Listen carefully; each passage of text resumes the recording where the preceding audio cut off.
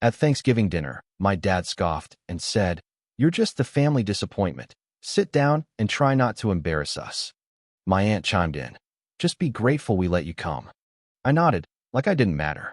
I didn't speak, just excused myself to the bathroom and quietly took my luggage from the closet. While they were arguing over dessert, I slipped out the front door and took something with me that they wouldn't notice was missing until it was too late. I, 32M, sat at the end of the long mahogany table, the one that had been in the family for 3 generations, watching steam rise from the turkey nobody had bothered to ask if I wanted to carve. Not that they would have let me. That honor went to my older brother, the one with the corner office and the perfect wife and the 2 kids who made honor roll every semester. Dad cleared his throat from his position at the head of the table, that familiar sound that meant someone was about to get cut down to size. I felt it coming before he even opened his mouth. The weight of his disappointment had been pressing down on my shoulders since I was 12 years old and came home with a B+ instead of an A. He looked directly at me, fork suspended halfway to his mouth, and announced to everyone assembled that I was just the family disappointment. He told me to sit down and try not to embarrass them. The words landed like stones in still water, sending ripples of uncomfortable silence across the table. My aunt, Dad's sister who had always been his loyal echo, jumped in immediately. She said I should just be grateful they let me come at all. Her smile was sharp enough to cut glass. I nodded. I had learned years ago that arguing only made things worse. The funny thing about being the family scapegoat is that eventually, you start to believe you really don't matter. So I sat there, fork in hand, and let the conversation move past me like I was furniture. Mom didn't look up from her plate. She never did. My brother smirked and asked if anyone wanted more wine. His wife touched his arm gently, a practiced gesture that said they'd discussed my shortcomings before. Their kids stared at their phones, embarrassed by the adult cruelty they were too young to understand but old enough to recognize. I excused myself quietly, saying I needed to use the bathroom. Nobody acknowledged me leaving. They were already moving on to discuss my brother's recent promotion, the one that came with a company car and a bigger bonus than my annual salary. The bathroom was on the 2nd floor, past the guest bedroom where I dropped my overnight bag earlier that afternoon. I walked slowly, deliberately, my heart hammering against my ribs in a rhythm that felt like freedom knocking. Inside the bathroom, I stared at my reflection. 32 years old, and I still looked like the kid who could never quite measure up. But something was different in my eyes now. Something had shifted during that dinner, during that casual cruelty delivered between the mashed potatoes and the green bean casserole. I washed my hands and dried them carefully, taking my time. Downstairs, I could hear them arguing about whether to serve pumpkin pie or apple pie first. Dad's voice rose above the others, insisting on tradition. Always tradition in this house. Tradition that kept people in their assigned roles, that made sure everyone knew their place. I walked to the guest bedroom and picked up my bag. It wasn't heavy. I hadn't planned on staying long anyway. But as I stood there, my hand on the doorknob, I thought about the real reason I'd come home this year. 3 months ago, I'd received a letter from a lawyer. Grandma had passed away, the one who'd actually loved me, who'd seen something in me that the rest of them missed. The letter explained that she'd left me something in her will. Not money, exactly, but something more valuable to this family. I'd come home to retrieve it. The master bedroom door was slightly ajar. Dad and Mom's room. I'd been in there earlier, while everyone was busy in the kitchen preparing dinner. It had taken me less than 5 minutes to find what I was looking for, tucked away in Dad's desk drawer behind old tax returns and expired warranties. The deed to the lake house. Grandma had bought it 40 years ago with money she'd earned herself, back when women doing that sort of thing was considered unusual. She'd put it in a trust, and according to her will, it was supposed to go to me on my 32nd birthday. That was 2 weeks ago. Dad had been the executor of her estate, and he'd somehow failed to mention this particular detail to anyone. I'd found the signed deed with my name on it, properly notarized and legal. I'd also found the offers to purchase the property, stacked neatly in a folder. Dad had been negotiating to sell it for $2 million. The commission on that sale would have been substantial for the real estate agent, who happened to be my brother. They were going to split the money and act like the property had never existed. I slipped the original deed into my jacket pocket. I'd already stopped by the county recorder's office yesterday and filed all the necessary paperwork. The property was legally mine now, transferred and recorded. Everything above board and completely legitimate. The forged documents Dad had planned to use, the ones claiming Grandma had changed her mind and left the property to him instead, were still in his drawer. I'd photographed those too, just in case anyone got creative with the truth later. My bag felt lighter than it should have as I moved quietly down the stairs. The argument over dessert had escalated into a full family debate about whether traditions should ever change. The irony wasn't lost on me. I reached the front door without anyone noticing. The coat closet was right there, and I grabbed my winter jacket, the heavy one I'd need for the drive back to the city. My car keys were already in my pocket, right next to the deed that represented my inheritance and their betrayal. The cold November air hit my face as I stepped outside. The sky was that particular shade of gray that promised snow later. I loaded my bag into the trunk of my car and sat in the driver's seat for a moment, engine off, windows already starting to fog with my breath. I could have gone back inside, could have confronted them, could have made a scene and demanded to know why they thought they could steal from me. But I'd learned something important over the years of being dismissed and diminished. Sometimes the best revenge isn't the explosion. It's the quiet exit. It's letting them discover the consequences of their actions without an audience to cushion the blow. I started the engine and pulled out of the driveway. In my rearview mirror, the house looked exactly the same as it always had. Imposing, traditional, perfect on the outside. The drive back to the city took 4 hours. I stopped once for gas and coffee and used the opportunity to call the real estate agent who'd been handling the offers on the lake house. I told her I was the new owner and that the property was no longer for sale. Her confusion was evident, but I assured her she'd understand soon enough when Dad tried to explain what had happened. Then I called Grandma's lawyer, the one who'd sent me the letter. I asked if there was any chance Dad could challenge the transfer. The lawyer assured me that everything was airtight. Grandma had been very specific in her instructions, and she'd known exactly what she was doing when she set up the trust. She'd even included a clause that if anyone contested the will or tried to interfere with my inheritance, they would forfeit any claim to her other assets. Apparently, Grandma had suspected something like this might happen. She'd known her own son better than I'd realized. By the time I got back to my apartment, it was past midnight. I made myself a sandwich, poured a drink, and sat down at my kitchen table with my laptop. I drafted a simple email and sent it to my entire family, including the aunt who'd been so quick to remind me I should be grateful for being allowed to exist in their presence. The email was brief. I thanked them for the lovely Thanksgiving dinner and apologized for leaving early. I mentioned that I'd needed to take care of some business related to Grandma's estate, specifically the lake house that she'd left to me. I included a copy of the recorded deed and the lawyer's letter confirming the transfer. I also mentioned that I'd be changing the locks immediately and that the property would remain in the family, just not the way they'd planned. I'd be keeping it as Grandma intended, as a place where I could find peace away from people who saw me as a disappointment. I didn't mention the forged documents or the attempted sale. I didn't have to. They'd know that I knew. That was enough. I hit send at 1 in the morning and went to bed. Update 1. My phone started ringing at 6 the next morning. Dad's name lit up my screen over and over. I let it go to voicemail. Then came Mom. Then my brother. Then the aunt. I silenced my phone and made breakfast. By noon, I had 47 missed calls and 63 text messages. The texts ranged from confused to angry to threatening.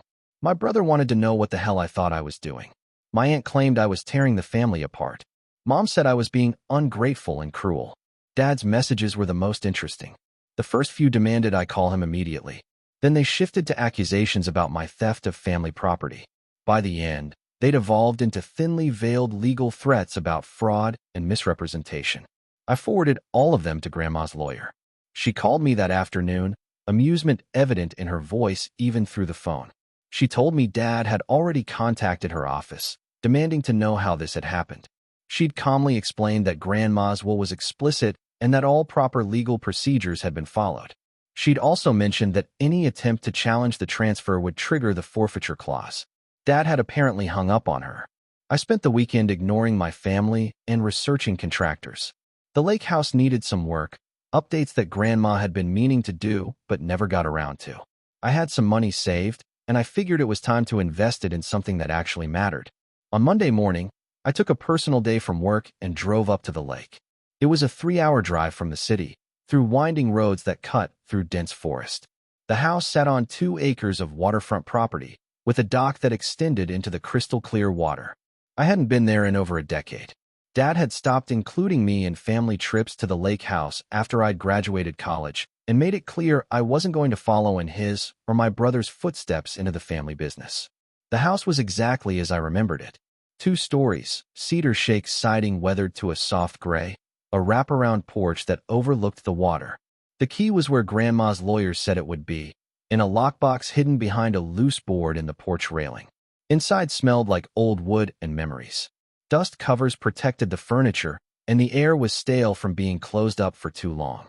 But underneath all that, I could still sense Grandma's presence.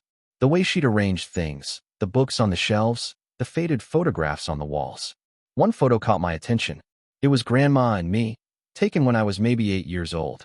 We were on the dock, both of us holding fishing poles, grinning at the camera. I remembered that day. I caught my first base, and she'd been more excited than I was.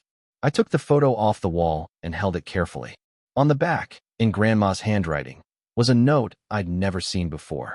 It said that I had always been her favorite, not because I was successful or perfect, but because I was kind.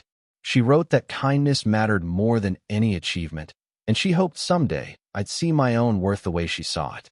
I sat down on the dust-covered couch and cried for the first time since she'd died. Update 2. By Tuesday, the family situation had escalated. My brother showed up at my apartment building, buzzing my intercom and demanding I let him in so we could talk like adults. I told him through the intercom that adults don't try to steal their siblings' inheritance, and that I had nothing to say to him. He stood outside yelling for 20 minutes before the building manager asked him to leave. Dad left a voicemail that was more measured than his previous attempts at communication. He said we needed to discuss this situation rationally, that there had been a misunderstanding about Grandma's intentions. He claimed he'd been trying to protect the asset, to make sure it was properly managed. He suggested we meet with a mediator to work things out. I texted back a single sentence asking if the mediator would be interested in seeing the forged documents I'd found. He didn't respond. Mom sent a long email about family and forgiveness. She said I was being vindictive and that Grandma wouldn't have wanted me to act this way. She claimed the lake house had always been intended as a family property, something everyone could share, and that my selfishness was destroying relationships that had taken years to build. I replied asking why, if it was meant to be shared, Dad had been planning to sell it without telling me. I attached copies of the sales offers I'd photographed. She didn't reply either. The truth was settling in for all of them. They'd been caught, and there was no way to spin it that made them look good. They tried to steal from me because they genuinely believed I didn't deserve anything, that I was so far beneath them that my inheritance was just another asset they could reallocate to more deserving family members. Work was a welcome distraction. I'd been at my job for 5 years, working in nonprofit administration. It didn't pay as much as my brother's corporate position, but I believed in what we did. We helped fund education programs for underprivileged kids, the kind of kids who might otherwise grow up believing they were disappointments just because they didn't fit someone else's mold. My boss asked if everything was okay. I'd been distracted, and apparently it showed. I gave her a brief overview of the situation, leaving out the more painful details. She listened carefully and then told me something I hadn't expected. She said she'd met my grandmother once, years ago, at a charity event our nonprofit had hosted. Grandma had made a donation and spent the evening talking to the kids we served. My boss remembered her as someone who saw value in people that others overlooked. It made sense why Grandma had left me the lake house. She'd known exactly what she was doing. This wasn't just about property or money. It was about making sure I understood that someone believed in me, that I had value independent of my family's toxic measuring stick. Update 3. 3 weeks after Thanksgiving, I received a certified letter from a law firm I didn't recognize. My stomach dropped when I saw it, thinking Dad had actually gone through with legal action. But the letter wasn't from Dad. It was from Grandma's estate attorney, and it contained a second part of her will that hadn't been revealed initially. Apparently, Grandma had set up a trust fund in my name, separate from the lake house. The fund contained $200,000, invested conservatively, generating a modest but steady income.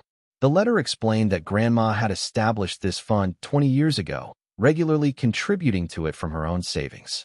The money was to be released to me on my 32nd birthday or upon her death, whichever came first. There was another note from Grandma, sealed in an envelope within the legal documents. In it, she explained that she'd watched my father treat me the way his father had treated him, a cycle of criticism and impossible standards that crushed spirits instead of building character. She wrote that she'd tried to intervene over the years, but that some people were too damaged to see the damage they were causing. She told me that the money and the property weren't meant to be revenge or compensation.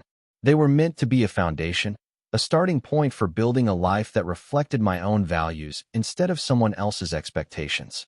She said I'd always had courage, even when I felt like I was just surviving, and that leaving a toxic situation wasn't giving up.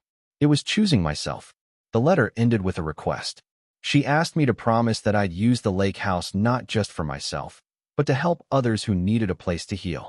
She suggested I might consider it a retreat space, somewhere people could go when they needed to escape judgment and rediscover their own worth. I read the letter 3 times, tears blurring the words. That weekend, I drove back up to the lake with cleaning supplies and a plan. I spent 2 days scrubbing, airing out rooms, and making a list of repairs. I hired the contractors I'd researched and set them to work on updating the kitchen and bathrooms, installing new windows, and repairing the dock. I also started researching nonprofit structures for retreat spaces. I discovered grants available for mental health initiatives and organizations dedicated to helping people recover from family trauma. The pieces started falling into place. Dad made one final attempt to contact me, showing up at the lake house while I was there supervising the contractors. I saw his car pull up and felt my chest tighten with old anxiety. But I wasn't that kid anymore, the one who nodded and accepted whatever judgment was handed down. He got out of his car slowly, trying to appear calm and reasonable. He said we needed to talk, that this had gone too far. He claimed he'd never meant to hurt me, that the plan to sell the house had been about maximizing the estate's value for everyone's benefit. I asked him how my benefit factored into a sale I wasn't told about. He said I wouldn't have understood the financial complexities. I asked him about the forged documents. His face went pale, then red. He blustered for a moment, then tried to claim those were drafts, preliminary documents, nothing official. I told him I'd already consulted with attorneys who disagreed with that assessment. I mentioned that fraud and forgery were serious matters, especially when it came to estate law. He shifted tactics, going for guilt instead of justification. He said I was destroying the family, that Mom was devastated, that my brother's kids were asking why their uncle hated them. I replied that I didn't hate anyone, but that I also didn't owe my presence to people who treated me like I was worthless. I said that family should be about love and support, not about hierarchy and judgment. I told him that Grandma had understood that, even if he never would. He stood there on the gravel driveway, looking older than I'd ever seen him. For a moment, I almost felt sorry for him. Almost. He asked what I wanted from him. An apology? Money? For things to go back to how they were. I told him I wanted nothing. That was the point. I'd spent 32 years wanting his approval, his pride, some sign that I mattered to him. I was done wanting things from people who had nothing to give me. He left without another word. Final update. 6 months after that Thanksgiving dinner, the lake house reopened as a retreat space. I'd partnered with a nonprofit that specialized in family trauma recovery, and we offered free weekend stays to people who needed time away from toxic situations to think and heal and remember who they were underneath other people's expectations. The response was overwhelming. We had a waiting list within weeks. People came from all over, staying in Grandma's house, walking by the lake, sitting on the dock, and slowly putting themselves back together. I kept my job in the city but spent most weekends at the lake, helping manage the retreat and meeting the people who stayed there. Their stories were all different but hauntingly similar. Parents who were never satisfied. Siblings who competed instead of supported. Families that confused love with control. One woman told me she'd been the family disappointment too, the daughter who became a teacher instead of a lawyer. One man described Thanksgivings exactly like the one I'd fled, where his accomplishments were never enough and his failures were everyone's favorite topic. They thanked me for creating this space, but the truth was I needed it as much as they did.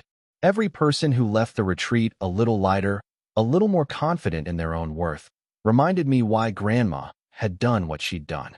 My family never apologized. I didn't expect them to. My brother sent a Christmas card that year, a generic one with no personal message. Mom occasionally texted to ask how I was doing. carefully avoiding any mention of the lake house or the estate. Dad went completely silent.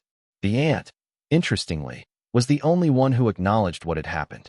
She sent me a letter 6 months after that Thanksgiving. In it, she admitted she'd always known Dad could be cruel, that she'd watched him treat me the way their father had treated him. She said she'd gone along with it because it was easier than confronting him, and she was sorry for that. She didn't ask for forgiveness or try to rebuild a relationship. She just acknowledged the truth. It was more than anyone else in the family had been willing to do. I wrote back thanking her for her honesty. I didn't invite her to visit or suggest we try to reconnect. Some relationships aren't meant to be repaired, and that's okay. The real gift was discovering the family I'd built for myself. The people at work who valued my contributions. The volunteers who helped run the retreat. The guests who stayed at the lake house and left thank you notes that made me cry. The lawyer who'd helped me navigate the estate process and later became a friend. And Grandma, whose love reached beyond death to give me exactly what I needed, exactly when I needed it. I still have the photograph from the dock, the one of Grandma and me with our fishing poles. It hangs in the main room of the lake house now, next to her note about kindness mattering more than achievement.